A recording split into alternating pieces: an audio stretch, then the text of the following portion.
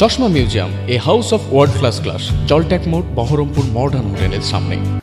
সবকিছুই হচ্ছে মুখ্যমন্ত্রীর অঙ্গুলি হেলনে। মুখ্যমন্ত্রী না বলা পর্যন্ত শাহজাহানরা নিরাপদ, কারণ অপরাধ হচ্ছে পুলিশের সামনে, পুলিশের প্রশ্রয়ে। সন্দেশখালীর ঘটনা নিয়ে ফের রাজ্যকে তোপ অধীরের। সন্দেশখালীতে তদন্তে গিয়ে ফিরে আসতে হয়েছে ইডির উচ্চপদস্থ আধিকারিককে। রাজ্য সরকারের পক্ষ থেকে তাদের কোনো সাহায্য করা হয়নি, এমনই দাবি অধীর রঞ্জন চৌধুরীর। এখানে সব তো আমি তো বরাবরই একটাই কথা বলছি যে একজনের অঙ্গুলি হেলনে সব হচ্ছে, তার ইচ্ছাতেই সব হবে।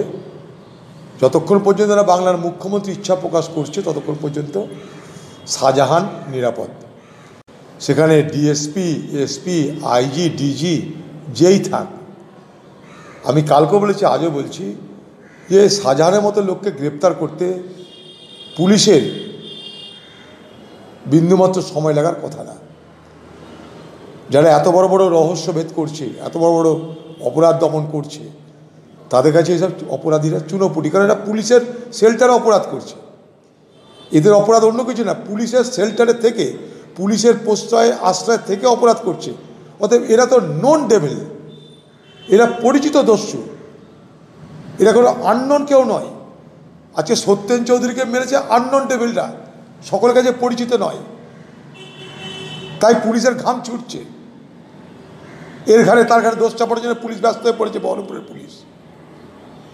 আসল খুনি ধরা পড়ছে না, কিন্তু তারা তো নন ডেভিল।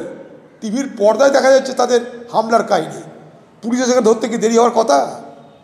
দেরি হওয়ার তো কথা নয়, ধরবে না, কারণ দিদি চাইছে না।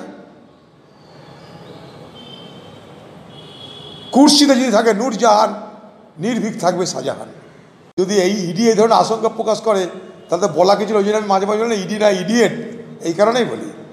ইডি যদি নিজেই ঘাবড়ে যায় তো চোর দেখে ধরবে কখন?